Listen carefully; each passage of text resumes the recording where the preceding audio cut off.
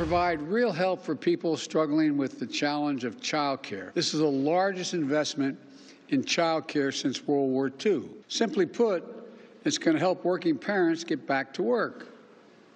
This one-time investment is a real answer to a real problem our economy is facing right now.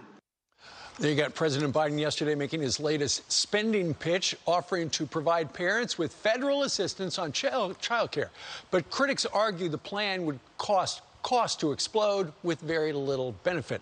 While our next guest says it wages a culture war against normal people. Here to explain, venture capitalist and best-selling author of Hillbilly Elegy, J.D. Vance. J.D., good morning to you. Good morning. What do you mean class warfare against normal people? Well, what I mean, Steve, is that a pretty consistent finding is that most people, when they have young kids, they want to be able to spend more time at home with their children, not be forced into the workforce. And if you compare that to the words of Biden advisor Susan Rice, who says this plan is meant to get as many parents, especially mothers, into the workforce, I stop and say, well, why do we want that? If more parents want to spend more time at home with their kids, why don't we make that the goal of public policy rather than shifting a ton of people into a massive federally mandated daycare system? Right. And importantly, that federal daycare system is going to be really low quality. So it's going to be bad for the parents, but it's also going to be bad for the kids who are forced into it. Sure, and rather than being operated by the private sector, which would be responsible to providing something great, it would be nationalized, it would be enforced by federal rules, and undoubtedly, JD, it would be unionized. Yeah, that's exactly right, Steve. And if we've learned one thing over the past year, it's that maybe the unions have too much power over our kids. Maybe these government unions have too much power, and we should be taking away their power, not giving them more power. But I consistently come back to this idea that it's a normal thing. You see it if you talk to people, you see it in the polling data, to want to spend more time with your children when they're young. Why don't we have public policy make that easier? Give parents more choice, more options. Now, if they want to use those resources to send their kids to daycare, that's fine. But if they want to use those resources to withdraw from the labor force for a couple of years while their kids are young, we should be encouraging that because it's good for the children.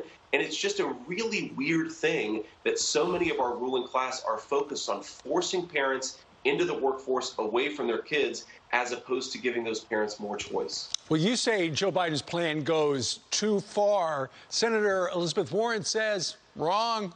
Doesn't go far enough. Listen to this. I think that the president's budget, quite frankly, doesn't go quite far enough. We got to negotiate to the right number. We got to make it universal, available to all of our parents. We want to have an America that truly is about opportunity for everyone, and that includes regardless of gender, regardless of race, regardless of the kind of family you were born into. This one is personal for so many of us. All right.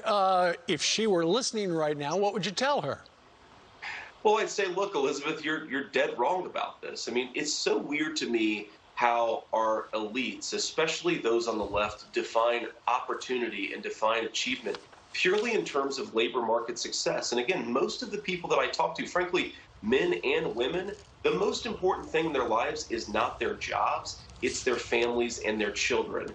People like to work, they like to have careers, but the most important thing is their children.